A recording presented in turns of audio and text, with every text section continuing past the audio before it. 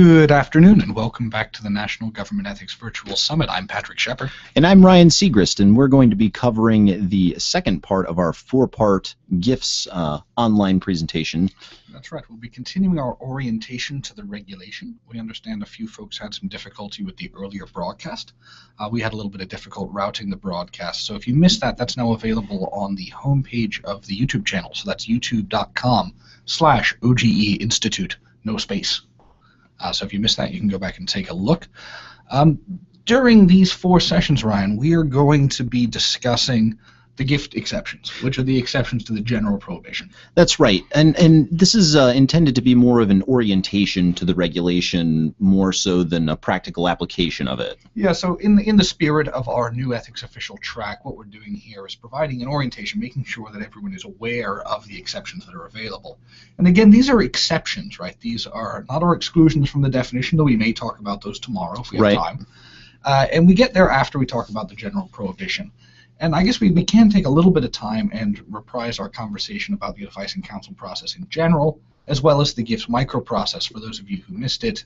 And then we'll get into the three exceptions that we're going to discuss today, which include GIFs based on outside business and employment activities, GIFs associated with political activities, and the final one, which is social invitations. Oft forgot, very useful. Indeed. Social invitations. So those are the three that we're going to be covering this afternoon, and then tomorrow we'll be back for widely attended gatherings. Which is what we're going to cover solely in the morning. That is all that we're going to talk about in the morning. And then in the afternoon tomorrow we'll have some miscellaneous provisions, sort of a potpourri of gift-related ideas that will complete our orientation to the rec. A cornucopia, if you will. A cornucopia, of yes. the exceptions. Seasonal. Yes, that we often don't see, but it's still very important to know that they're there should something ever come up. Yeah, and I think this is going to be a great resource for folks in the future. So if you have new ethics officials starting in the near future or in the distant future, this set of presentations can serve as a good starting point for those who are new to advice and counsel on GIFs issues.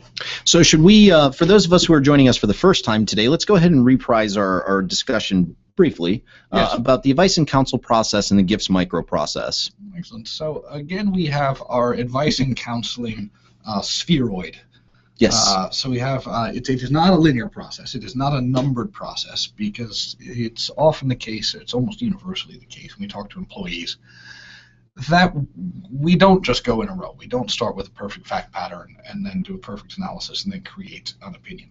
Right. You can't approach advice and counseling as a teleological affair. No, so we're going to have some back and forth. And in fact, one of the gifts of experience is the ability to better spot issues and better see the facts that you don't have that you need in order to thoroughly respond to an employee's inquiry.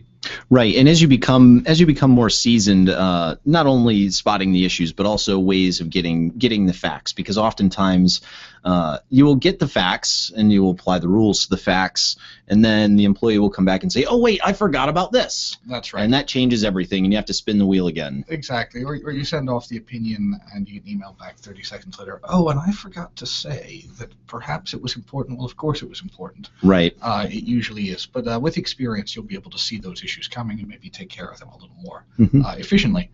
And we are going to be pointing out some traps for the unwary as we go through our presentation today and tomorrow, so that there are some areas where there are some traps that are hidden within the exceptions, and we can point those out to you so that you know what to ask and you see the issues coming better than you would otherwise. We'll also share with you some frequently asked questions that we get with these, some classic misconceptions, if you will, about some of these things. And those are numerous. Maybe someday we should do a show just about classic misconceptions with the ethics rules. I think that's a great idea. All right, should we talk about the microprocess? Yeah, let's go ahead and go down to that.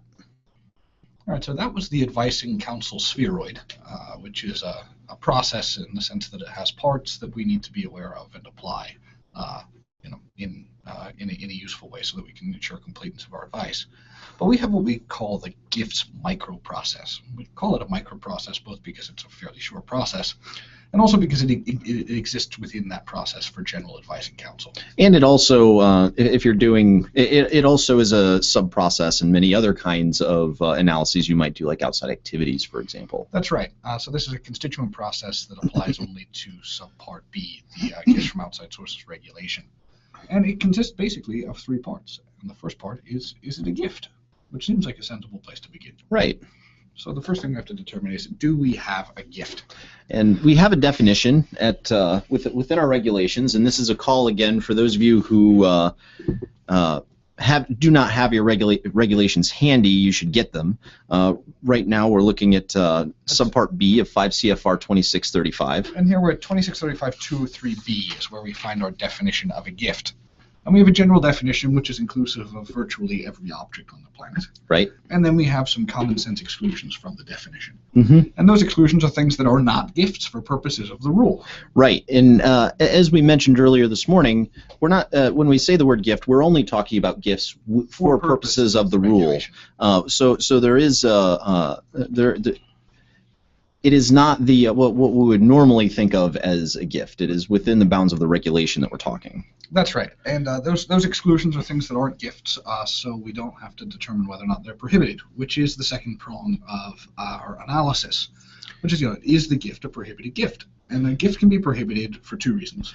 Well, one of them is if it's from a prohibited source. That's right. And if I remember right, you can tell me if I'm wrong, Patrick, a prohibited source is sort of generally, to sort of mash everything together a little bit, is someone who has business before or seeks business before the agency, or is seeking to get some sort of official action from the agency. That's right. So yes, someone who's seeking business with the agency, someone who is doing business with the agency, someone who's regulated by the agency, someone who has business before the agency. And then we also have those what we call quote-unquote bad prohibited sources. Right. Those are the ones where an employee's personal actions, meaning that person themselves can do something that could affect the interests of their government position. Right. That the performance or non-performance of their government job could affect the interests of the organization or person. Right. We call those a bad prohibited source. But for purpose of the general prohibition, they're just prohibited sources. And for a gift to be prohibited, it only needs to satisfy one of those criteria, right? Right. Well, we also forgot to mention the second horn. Oh, which is gifts given because of an employee's official position. That's right. So either gifts from prohibited sources, regardless of the motivation, right, are prohibited, as well as gifts from any person, regardless of their relationship to the agency, if it's given because of their official position. And the question I like to ask there is, but for your federal job, would this gift be on offer? Right. And if the answer to that question is it would not, I think we're fair to say, at least provisionally, that probably meets the prohibition. So let's say we have something that is a gift. It meets the definition. Okay. It is being offered either from a prohibited source or because of an official position, or both. Oftentimes it's both. But we think that it might be useful to accept that gift anyway. That's where we come to our exceptions. Right. And the 3 we're going to talk about today are? The 3 that we're going to talk about today are gifts given because of outside business or employment relationships. Very common. Comes up all the time. Very important to know about. We are also going to talk about political gifts pursuant to Hatch Act activities. Okay, so gifts permitted associated with activities permitted by the Hatch Act. Right. And also we're going to talk about social invitations, which is an oft overlooked but very useful exception. Very useful. And this is going to be one place where we want to be very careful about which prohibition we're applying. Right. Okay, fantastic. Shall we get into it? Yeah. Real quick before we move on, within the materials for this, which are posted on the Watch Now page on OGE's website, we do have the materials for all of our virtual sessions up, which includes this reference guide for analyzing GIFs. It's very useful. It's got that GIFs microprocess on it, and it's also got some advice and counsel tips. Yeah, no, it's a great job aid, and I'd encourage you to use that in conjunction with your regulations when advising employees. Mm-hmm. All right. Okay, so we're going to talk about gifts based on outside business or employment relationships. I think I'm going to go ahead and find that one first. So we're at 2635-204E, if I remember correctly. You do remember correctly. All right, and this is another exception that's composed of exceptions. Mm-hmm. So it is not singular in its scope. Right. It's got multiple parts. Yeah, and I think, with this and widely attended gatherings and a number of others, that's something to be very careful about. Even awards and honorary degrees is a two-part exception. So when we're thinking about these things, remember that there are constituent parts to some of these. All right, so an employee can accept meals, lodging, transportation, and other benefits. Okay, so that's what we're talking about, meals, lodging, transportation, other benefits, which are explicitly included in our general definition of gift. But we're limited then to meals, lodging, transportation, and other benefits resulting from the business or employment activities of the employee's spouse. Okay. But we have a caveat here, don't we, Ryan? Yeah, we do. It says when it is clear that such benefits have not been offered or enhanced because of the employee's official position. All right. So if an employee's spouse has an outside business relationship, like a job, and they're being offered things, as a result of that employment relationship or other business relationship, and those benefits are being extended to the spouse who is a government employee also, it's permissible for the employee to accept those benefits, provided they're not offered or enhanced because of the official position. So what if we tell a story real quick about this? Let's see if a story would be helpful here. So let's say that I have a spouse who works for a defense contractor. Okay. And they're doing a big company annual gala. Okay. And she is obviously invited because she's an employee at the defense contractor. Right. And she's allowed to bring her spouse or other guests, one with her. Okay. And she very nicely chose me. Okay. Am I allowed to accept that gift? I think that's the sort of benefit that we're looking at when we talk about E1. Is we're looking to benefits offered in conjunction with outside employment. So her outside employment is an outside business relationship. Right. This is a gift being extended to the spouse as well as to you, the employee. I guess the only question we'd have, the thing we'd have to find out, is whether or not that benefit is being offered or enhanced because of your official position. So I guess what I want to know is whether or not other guests or spouses are going to be in attendance, and whether you're getting any special benefit because you're an employee of our agency. So let's say, for example, that the invitation's been extended to me, and we find out a little bit later on that they found out that I'm a federal employee, and they love federal employees, and they're going to, put me on the special table with the open bar. I think that might be a case where we have an enhancement to the benefit because of your official position, and we wouldn't want to use E1 in that case. However, if you were getting the same deal everyone else was getting, your 5-drink tickets and a seat at a table and a meal and entertainment, I think we'd be just fine there. So I think that would be the operative question, whether or not you're getting a special benefit because you're a federal employee or because of your official position. Okay, that seems pretty straightforward. And I think it's a common sense exception. Yeah. That it allows people to participate in customary events.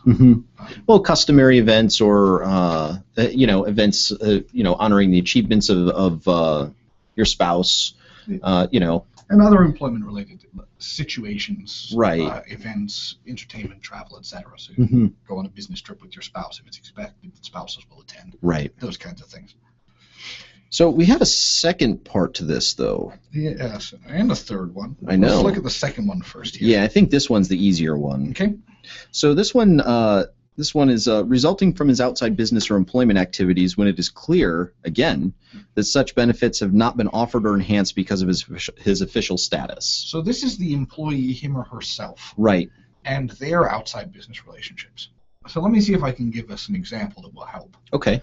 So say you have an outside business. What kind of outside business would you like to have, Ryan? Let's say that is part of my outside business. I'm an employee of. Let's say that I moonlight as a lawn contractor or something like that. Okay, so Ryan has an outside business in the contracting and lawn care industry. And let's say your clients or people you serve invite you to their Christmas party because you're one of the contractors or service providers or something like that. Yeah. So you would be able to maybe accept that gift, notwithstanding the fact that that client may be a prohibited source of our agency. Is that kind of what we're getting at here? Yeah, I think that is what we're getting at. As long as I don't get the extra big piece of turkey. Right, exactly. So as long as you're not receiving an enhancement to the benefit, because of your federal position. Right. So let's take another example. Let's imagine that you're still in the lawn care industry. You have an outside business taking care of lawns, and you are one of several contractors that work for a golf course. You help to take care of the golf course, and they have a golf tournament for their service providers. Oh, nice. So you could go and participate in that if you were getting the same benefit that all the other service providers were receiving. Right, as long as they didn't find out later that I was a federal employee and or beforehand. Yeah, or beforehand and gave me a set of clubs for free that not anybody else got. Right. So what we're looking for is enhancements, but bona fide gifts associated with outside employment or business activities are permissible. Yeah. And again, this is an exception, so it doesn't mean we have to accept these gifts in all cases. It means that there's an exception available that we can choose to exercise where it's prudent to do so. Right. It's not necessary to use it. It's not an on-off switch where it must be used every time. Right. Finally, we have E3, and I think this one gives people a lot of trouble. I think this is a tough one, and it's an interesting balancing act here. So what does E3 provide for us? So E3 is what we're talking about in this one is gifts that are customarily provided by a prospective employer in connection with bona fide employment negotiations. Okay.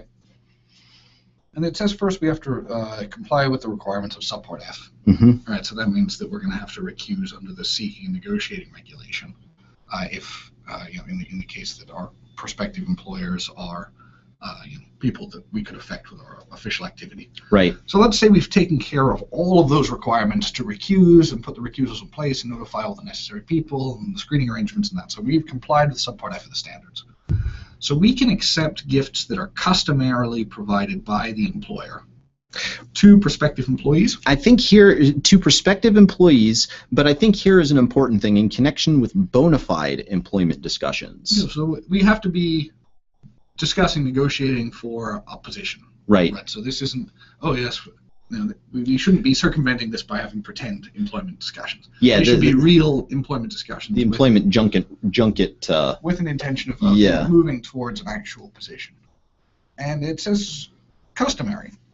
So we can accept these benefits where it's customary. And I think this is where people can get a little heartburn over this. And I think fairly. And there's a balancing act that we're doing here, and that's between the employee's ability to seek outside employment, to find employment after they leave the government, and the government's interest in maintaining the impartiality of our employees. Right. And that's always challenging when you have someone who's looking to leave government service and go into private industry or other parts of the economy. But particularly when you're looking at like senior executives in the government who are thinking about moving into senior executive positions elsewhere at Fortune 500 companies. And for certain industries, this can be complicated. So let's take this as an example. I think this is where things get tricky. Let's say we have an economist who works for our agency, and the economist is looking to move on to the banking sector. Okay. And they have been in discussions with a number of large firms, large Wall Street firms, for weeks or months. And they've interviewed, and one of the firms is very interested and asked them to come to Manhattan to spend a week for a second interview, to meet the executive team, to meet some clients and stakeholders. Also, let's add a wrinkle to it and say to go around the city a little bit. Let's say that let's doing a little bit of selling the city too. That's right. Okay, so this isn't unusual where we would have someone at a senior level in government thinking about going to a senior level in private industry. So they're going to travel. They're going to stay at the Ritz. They're going to be driven around. They're going to meet with executives. They're going to have some interview type things. They're going to talk about business strategy. They're going to attend some entertainment events. Maybe they're going to go to a Broadway show. Perhaps they're going to go to a number of dinner parties. These kinds of things. Yeah. That's a lot of gifts. That is. That's an extravagant package. Maybe the spouse is also going to attend. They're going to be toured around. Oh, yeah. And all these kinds of things. But these are not uncommon at the executive level. And sometimes you have the firm wants to sell the city and the firm to the employee. Another thing that I've had prospective employers tell us as ethics officials is that seeing the prospective employee in social situations is important to the job. Right? As an executive, part of your job is to go to Broadway shows, is to go to receptions and network and talk with clients. The schmoozing part. The schmoozing part. Yeah. It can be a very important part of the job. And Mhm. how an applicant or how a prospective employee works out in those situations is critical to our hiring process. Mhm. So what do we do here? It looks like if that's what they do for everyone at this level, if that's the typical way the employer vets candidates for these kinds of positions, that's permissible under E3. Can that be right? Well, provided that we've complied with everything under subpart F, yeah, if that's what they customarily do, if that's what they do for every executive that they're trying to hire, then yeah, they could accept those gifts. Interesting, but I think we'd have a problem, and this is another issue. Is, if our employee decides to decline this offer of employment or an offer doesn't materialize and they end up staying with the agency, I'd have a very hard time removing the recusal under subpart F for quite a while. I would too. I'd be very uncomfortable with them participating in government matters that would affect the financial interest of that prospective employer, given that they received all these gifts, and maybe even more so because a job offer either didn't materialize or was rejected by the employee. So that could pose a problem for us as an agency. Right. There's there's two sides of this coin, right? So there's the side where we would worry that the employee's impartiality would be affected because of all of the gifts, even though they didn't end up taking the position. They may think very kindly of this company. That's right. For the helicopter ride around Manhattan. Yes. But there's also the other side of it, which I like to call the sour grapes side of it, where they went out and accepted all of these gifts, and an offer didn't materialize, and they're feeling very snubbed, and so now they're going to look very unkindly on this company. Yeah, so that's going to be an issue, and I think this is a place where, when you're counseling employees, it's not our place to get in the way of their seeking outside employment. We want to make sure the safeguards are in place to protect the government and the integrity of their processes. But we have to find ways for people, if they desire to move on to outside employment, we shouldn't impede that process.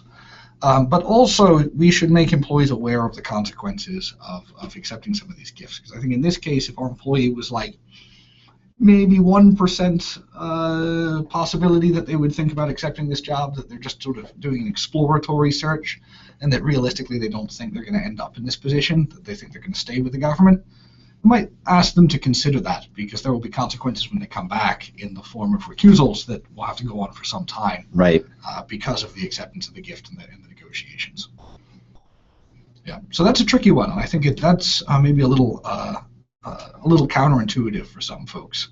But again, with E, we have the three provisions. We have spouses, outside business relationship. That's current business relationship. The employee, him or herself, having outside business relationships and gifts associated therewith. And finally, E3, which are the gifts associated with the employment seeking process by current federal employees. So if you have those kinds of scenarios, remember that you have an on-point set of exceptions. One thing real quick, we also have it at E4, just a note here that says, for purposes of the paragraphs that we just discussed, E1 through 3, that employment is going to be defined at 2635-603A. So go back and take a look at that definition whenever you have to consider any of these. Yeah, and that's a good thing to note, that when we cross-reference definitions, to just make a note of that. Yeah. All right, well, it's good to know that those are there, and it's always good to get there, because sometimes I find we have students who, especially with respect to E1, want to try and use the exception for personal gifts, or gifts from friends and family. And E1 is actually in some ways a better one when it fits. Right. So always remember to consider that when you're talking about gifts associated with a spouse's outside employment activities. So should we move on to gifts in connection with political activities permitted by the Hatch Act reform? Yeah, and I think this is going to be a fairly brief discussion where we've made a carve out for other statutory authorities. Right. So the Hatch Act, for those of you who are maybe new to the practice and don't know about the Hatch Act, is the law that governs political activities by federal employees. Right. And there are all sorts of categories of federal employees and degrees to which they can participate in the electoral process. And what we've done here is sort of carve out and made sure to be respectful of the rights conveyed by the Hatch Act to certain categories of employees. Yeah. So basically, all we're saying is that that if there is an employee who is acting in accordance with the Hatch Act, And participating in playing an active part in political management or political campaigns. yeah, they can accept meals, lodgings, transportation, other benefits, including free attendance at events when provided in connection with that act of participation, which they're allowed to have under the Hatch Act. So this is a lot like E2, but it's specifically for these kinds of permitted political activities. Right. So it's like an outside business relationship. But outside political relationship, as permitted by the Hatch Act, we can do the same thing that we can do under E2. Mm-hmm. And just as also as a separate note to this, any ancillary personnel, such as a security detail or that sort of thing that are going along with this employee, can also accept those gifts. Yeah, provided that the official duties require him to be accompanied by that person. Right. So this is something to be mindful of when you have politically associated gifts. You're going to want to be very careful and probably start your analysis in these cases with the Hatch Act itself. Yeah. And then you can come back here and see the carve-out that OG has provided in Subpart B that allows for the acceptance of those associated gifts. Yep. But the meat of your analysis here is probably going to be under the Hatch Act itself. Mm-hmm. And if you need guidance on that, you can find that at the Office of Special Counsel's website, which is osc.gov. Okay, so that was very brief. That was quite brief, but it's important to know that that's there. And this is another case where you might get to E2 first and try using E2 when the exception at F is more on point. Mm-hmm. So let's go ahead and move on to the next one, which we're not doing today. Yes, tomorrow we're going to be talking about widely attended gatherings. Right, and the reason why we're skipping that one today is because we want to focus exclusively on those tomorrow. It's a kind of a gnarly process to run through to do an analysis of these with many different branches, depending on what kind of widely attended gathering it is. So, and if it was really important to you that you learn about WAGs right now today, last month we did a session on widely attended gatherings. That's right. And you can go listen to it or watch it right now. Uh-huh. And that one actually offers some practical application if you want. Yeah, that was one of our massive open online courses. Mm-hmm. So if you're really interested in non-WAGs, we'll have a brief introduction tomorrow. If you're still interested and you want to learn more, you can attend our massive open online course, which is available on both the Google Plus and YouTube channels. Right. All right, so we'll do that tomorrow. We promise. And then we have today just the last one, the oft-forgotten and very useful social invitations. And this is one of those cases where we want to be very careful about the general prohibition. And the general prohibitions are two, yes, Ryan? That's right. There is, you're prohibited from accepting a gift or soliciting a gift from a prohibited source or one that would be given because of your official position. Okay, cool with that. Mm-hmm. And this one only applies for gifts that meet one of the two prohibitions. So if we have gifts, an offer or an invitation that is from a prohibited source, we can't use H, right? Right. And if it's from a prohibited source and because of the official position, still can't use H. Right. The only time we can use H is if it's an offer of an invitation to an employee from a non-prohibited source. Right. So that would be the case where it's given because of the official position but not from a prohibited source. Mm-hmm. All right, so let's take a look at it. Okay. So an employee may accept food, refreshments, and entertainment, not including travel or lodgings. That's important to remember. So this is different from E and F. Right. We're not talking about travel and lodging here. Mm-hmm. Okay? At a social event attended by several persons where?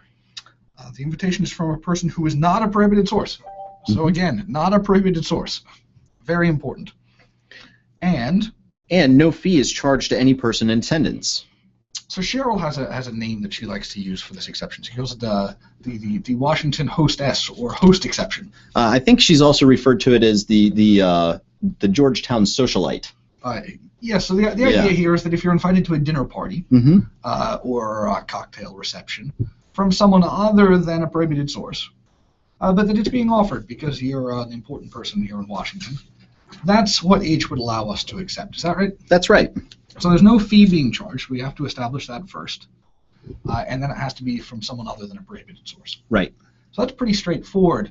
But I find in a lot of cases ethics officials will jump straight to the widely attended gathering exception and go to work doing that analysis. Which, if you can use the social invitation exception, you have saved yourself hours. Right. If that's not necessary, the social invitation can be a lot simpler. Mm-hmm. And also for smaller gatherings that typically wouldn't qualify for a widely attended gathering authorization. Right.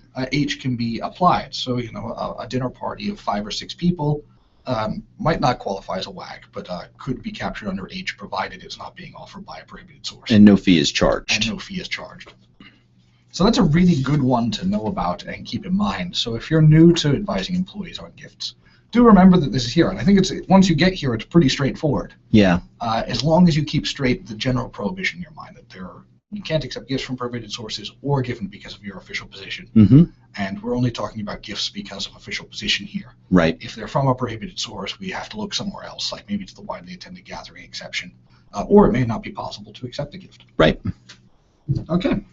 So that's a lot of ground. That is a lot of ground. We've covered an awful lot of these already today.